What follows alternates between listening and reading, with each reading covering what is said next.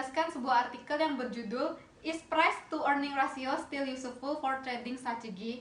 Nah, perkenalkan, sama saya Deborah. Nama saya Yunita. Saya Marisa. Saya Arneta. Ya, check it out. Halo guys. Nah, jadi aku di sini mau jelasin kenapa penulis itu mau meneliti hal ini. Nah, jadi itu ada 3 ya. Yang pertama itu ada investor bereaksi berlebihan terhadap informasi yang baik atau buruk. Hal ini itu disebut dengan overreaction phenomena. Hal ini akan menstimulasi mispricing dan return reversals. Nah, yang kedua, penulis percaya bahwa investor tidak selalu rasional. Nah, dan kelompok investor lain dapat menggunakan informasi publik untuk memperoleh pengembalian berlebih. Yang ketiga, ini yang terakhir, untuk itu penulis menggunakan indikator PER. Nah, sebagai alat untuk membantu investor mengambil keputusan investasi. Nah, selanjutnya guys, kita masuk ke tujuan penelitian ya. Nah, tujuan penelitian ini ada 2. Yang pertama itu, penelitian ini dilakukan untuk melihat kontribusi dari penggunaan analisis fundamental, terutama penggunaan PER di pasar negara berkembang. Jadi yang kedua itu, penelitian ini mendukung ide ekonomi perilaku atau disebut juga dengan behavioral finance, bahwa investor yang cenderung overreact akan membuat investor lain menggunakan kesempatan itu untuk mendapat manfaat dari fenomena pengembalian berlebih. Jadi aku menjelasin hipotesis dari artikel ini. Ada 2 hipotesis. Yang pertama, lower or higher PER produce higher or lower future return. H1 ini berawal pada pendapat Fama dan Bloom pada tahun 1966, di mana ia menyatakan harga saham sebagai data historis yang tidak dapat digunakan oleh investor untuk menghasilkan pengembalian yang berlebih. Secara teoritis, informasi PER itu mempresentasikan data historis, sehingga tidak dapat memiliki kekuatan untuk memprediksi pengembalian yang berlebih. Karena harga saham sudah disesuaikan setelah PER dirilis oleh sebuah perusahaan. Studi ini berpegang pada teori pasar efisien yang lemah. Namun, dalam artikel ini, penulis berpegang pada teori keuangan perilaku untuk menyangkal gagasan dari teori pasar efisien yang lemah, di mana PER itu masih dapat dipakai karena investor tidak selalu rasional, yang didukung oleh gagasan Conrad et al. Pada tahun 2002. Menurut Conrad et al. Pada tahun 2002, lebih tinggi atau rendahnya PER mengarah pada sentimen yang lebih tinggi atau lebih rendah. Selanjutnya, H2 dari artikel ini yaitu Stock Risk Effect, the relation between PER and future. Sehingga berdasarkan perspektif investor, sebagian besar investor itu lebih suka sahamnya berisiko rendah. Karena dalam keadaan normal, kondisi atau domain positif, investor itu cenderung menjadi risiko yang merugikan. Sebaliknya, negatif domain atau kondisi krisis, teori prospek menunjukkan bahwa investor menjadi pengambil risiko dan mereka akan lebih suka saham berisiko tinggi. Perilaku pasar adalah kombinasi dari kedua belah pihak. Resiko merugikan dan investor mengambil resiko. Oleh karena itu, resiko merupakan faktor penting untuk menentukan pengembalian di masa depan. Data dan metodologi dari artikel ini yaitu penulis itu menggunakan data dari BI dari periode 2014 sampai 2017. Setelah diseleksi, penulis memperoleh 1042 data tahun perusahaan sebagai objek penelitian. Sehingga untuk menguji hipotesis, penulis memperkirakan regresi sebagai berikut seperti di atas. Itu excess return, PER itu price to earning ratio, leverage itu debt to total asset, sedangkan size itu natural logarithm of total asset. EPS itu earning per share, sedangkan risk itu standard deviation of weekly return, per kali risk itu interaction variable between PER and risk. E itu error, T itu current period, alpha dan beta itu coefficient of regression. H1 didukung ketika beta 1 kurang dari 0. H2 diperiksa menggunakan koefisien beta 6. Penulis berharap bahwa beta 6 berbeda dari 0. Setelah penjelasan dari teman-teman saya tadi, saya mau menjelaskan tentang hasil dan diskusi dari artikel ini. Yang pertama, ini ada tabel deskriptif statistiknya. Pada tabel 1 ini menunjukkan bahwa IR, IT sebagai proksi pengembalian di masa depan yang memiliki makna negatif ditunjukkan dari hasil min yang negatif, yaitu minus 0,0573. Berarti keadaan ini menunjukkan bahwa pengembalian negatif di masa depan itu mendominasi data yang penulis gunakan selama periode penelitian ini.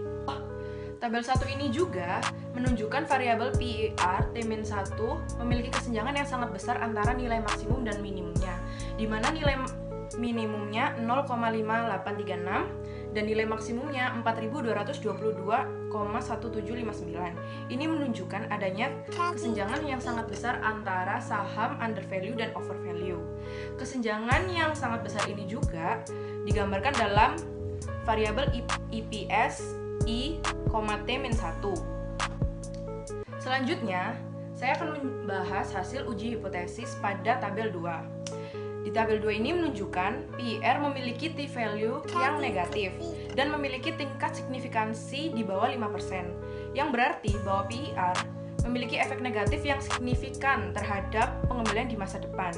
Sehingga temuan ini menunjukkan bahwa saham undervalue atau saham yang memiliki PIR rendah memiliki pengembalian yang lebih tinggi di masa depan. Hasil ini berlaku untuk kedua model, yaitu model 1 dan model 2. Maka dari itu, dari teori tersebut, H1 didukung. Di tabel 2 ini juga kita bisa melihat bahwa risiko tidak dapat menjelaskan pengembalian di masa depan karena variabel risk tidak memiliki tingkat signifikansi. Namun, jika PIR diinteraksikan dengan risiko, muncul tingkat signifikansi sehingga ini menunjukkan risiko dapat mempengaruhi hubungan PIR dan pengembalian di masa depan. Dari teori ini menunjukkan bahwa H2 didukung. Selanjutnya, dalam kedua model kita melihat bahwa leverage memiliki dampak positif terhadap pengembalian di masa depan. Hasil ini sesuai dengan hipotesis resiko premium, teori dari Hurdle tahun 1974, bahwa leverage yang lebih tinggi akan menghasilkan tingkat pengembalian yang lebih tinggi. Lanjut pada variabel EPS. EPS memiliki efek negatif pada pengembalian di masa depan. Ini mungkin terjadi karena untuk pengembalian objek penelitian di masa depan memiliki banyak data yang negatif. Nah, untuk meningkatkan hasil diskusi, kami juga melakukan uji T-sampel independen, di mana untuk melihat pengembalian di masa mendatang itu antara dua kelompok, yaitu kelompok pertama itu yang PIR-nya itu rendah yang ditunjukkan oleh grup A, dan juga PIR-nya itu tinggi yang ditunjukkan oleh grup B. Nah, kita dapat lihat dari tabel itu di signifikansi tutelnya, di mana tertulis 0,037. Nah, hal ini menunjukkan bahwa 0,037 ini lebih besar daripada alfanya, yaitu 0,05, sehingga dianggap signifikan. Nah, artinya terdapat perbedaan pengembalian di masa depan di kedua kelompok tersebut. Nah, untuk melihat yang mana yang mendapatkan pengembalian di masa depan yang lebih tinggi, kita itu dapat melihat dari min IR-nya, di mana grup A itu memiliki 0,02508 min IR. Nah, itu tuh lebih tinggi daripada grup B yang hanya memiliki 0,089, di mana grup A, dalam hal ini grup A memiliki tingkat pengembalian yang lebih tinggi di masa depan. Nah, sebagai analisis tambahan, di sini pengembalian itu tidak dapat dipisahkan dari resiko yang menyertainya. Untuk itu, dalam hal ini, penulis itu menambahkan resiko sebagai salah satu faktor penting untuk menjelaskan pengembalian di masa depan.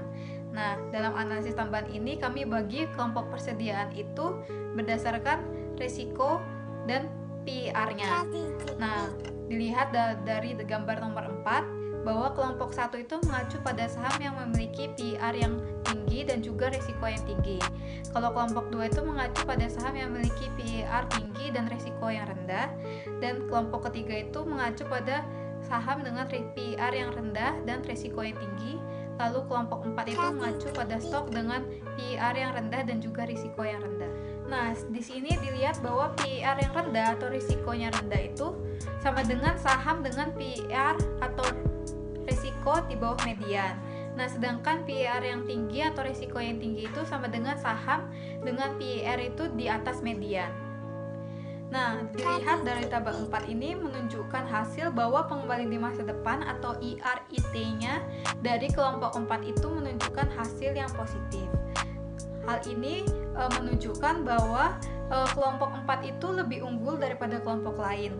Walaupun secara statistik itu tidak ada perbedaan antara kelompok 3 dan kelompok 4.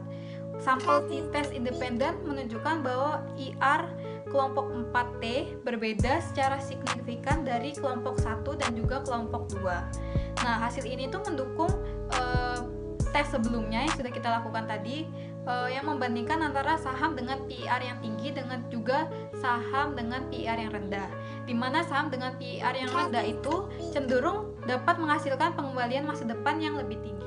Nah, pada akhirnya temuan dari penulis itu menunjukkan bahwa PER itu masih berfungsi untuk digunakan dalam Bursa Efek Indonesia, dan juga investor itu masih menerima manfaat dari data-data historis. Nah, hasil ini menolak hipotesis pasar bentuk efisien yang lemah dan juga mendukung teori keuangan perilaku. Investor di sini tidak sepenuhnya rasional dan juga masih bisa menggunakan informasi publik untuk menghasilkan pengembalian yang berlebih. Nah, overreaction itu menyebabkan atau menghasilkan nilai saham yang dapat menghasilkan kinerja investasi yang lebih baik, dan juga masih ada kesalahan harga atau mispricing itu disebabkan oleh adanya sentimen. Penulis percaya dalam hal ini bahwa pemahaman tentang teori keuangan perilaku itu penting untuk diketahui oleh investor. Sekarang kita udah sampai nih ke kesimpulan. Jadi kesimpulan yang pertama itu, PER terbukti masih bermanfaat untuk menilai saham dan memprediksi pengembalian di masa depan. Nah, saham yang saat ini overvalue atau PER yang tinggi, di masa depan pasar percaya bahwa harga untuk jenis saham ini akan menurun dan menghasilkan pengembalian masa depan yang rendah. Sebaliknya, jika saham saat ini undervalue atau PER-nya yang rendah, maka investor akan menyesuaikan mispricing sehingga di masa depan saham tersebut cenderung menghasilkan pengembalian yang lebih tinggi. Nah, kesimpulan yang kedua itu, risiko tidak dapat dipisahkan dari pengembalian. Nah, saham PER yang rendah menghasilkan pengembalian masa depan yang lebih tinggi dibandingkan dengan saham PER yang tinggi. Nah, terutama jika saham PER rendah jika memiliki risiko rendah. Yang terakhir, penelitian ini membuktikan teori ekonomi perilaku bahwa pelaku pasar tidak sepenuhnya rasional. Mereka mengalami reaksi berlebihan sebagaimana dinyatakan dalam The Bond dan Thaler 1985 dan 1990. Secara praktis, investor dapat memanfaatkan reaksi berlebihan ini untuk mendapatkan pengembalian masa depan yang lebih tinggi dengan melakukan analisis fundamental melalui PER dan risiko. Selesai. Sekian video dari kami. Terima kasih sudah menonton. Semoga bermanfaat. Bye.